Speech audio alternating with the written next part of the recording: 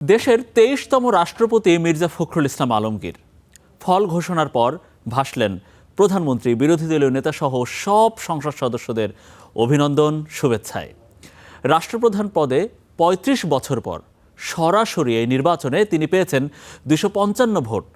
এতে বঙ্গভবনের বাসিন্দা হচ্ছেন তিনি। দরবার হলে শপথ কাল সন্ধ্যা ৭:৩০টায়। মির্জা ফখরুল ইসলাম আলমগীর সর্বোচ্চ সংখ্যক ভোটপ্রাপ্ত হওয়ায় রাষ্ট্রপতি পদে যথাযথভাবে নির্বাচিত হয়েছেন।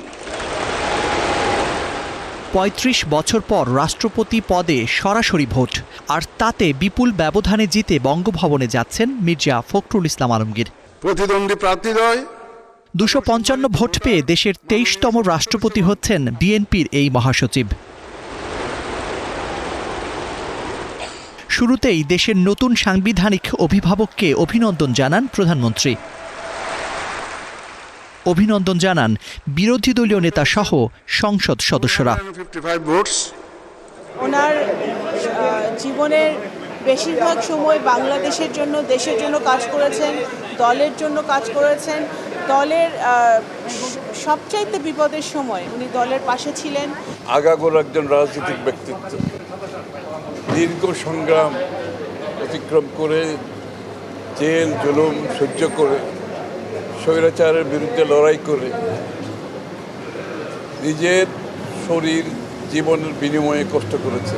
আমরা একজন নতুন অভিভাবক পেয়েছি রাষ্ট্রপতি হিসেবে, পাশাপাশি দীর্ঘদিন আন্দোলন সংগ্রামে যার দিক নির্দেশনা আন্দোলন করেছি। আগামীতে এমন নেতা পাবো কিনা তার সন্দেহ আছে। অন্যদিকে ১১ দলীয় ঐক্যের প্রার্থী অলি আহমদ পেয়েছেন ৮৮ ভোট। পরে জানানোর প্রতিক্রিয়ায় ৭০ অনুচ্ছেদের প্রসঙ্গ আবারও সামনে আনে বিরোধী দল।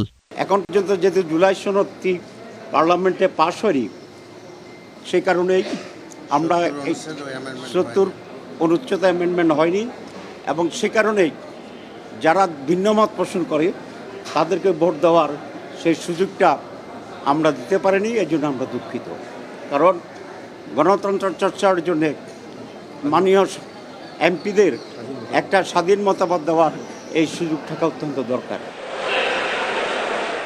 এর আগে বেলা ২টা থেকে ৫টা পর্যন্ত চলে ভোট গ্রহণ। গণনা শেষে সংবাদ কক্ষেই ঘোষণা করা হয় ফল। শুক্রবার সন্ধ্যা ৭:৩০টায় বঙ্গভবনের দরবার হলে নতুন রাষ্ট্রপতি হিসেবে শপথ নেবেন মির্জা ফখরুল ইসলাম আলমগীর।